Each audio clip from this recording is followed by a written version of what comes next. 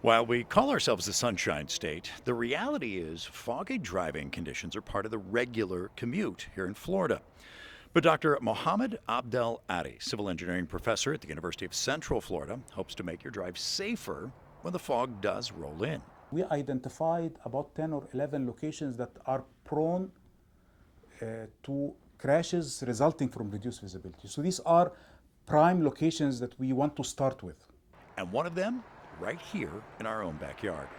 So one of them was Polk County, and because of the history also of the pileup, so that's why we selected it.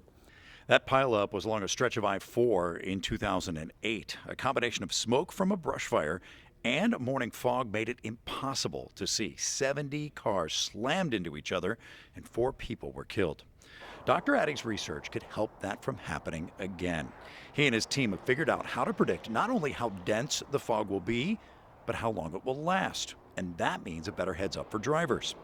Researchers also learned that the way we drive in fog is different based on what lane we're in. So the change in the left lane is not similar to the right lane, which means that we can, even by monitoring the traffic, we can identify what the drivers are experiencing without even seeing what's going on. So who are the safest drivers? Well, the answer may surprise you. Truck drivers.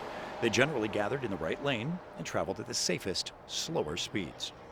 People are really behaving differently under reduced visibility. Some of them are behaving in a positive way that helps safety. Some of them are trying their best, but their behavior comes negative. And hopefully, we can help these folks and maybe even educate them as needed so that everybody behave in the way we expect to improve safety. Part of that improvement will come in the form of weather condition signs along our roadways, others from driver education programs.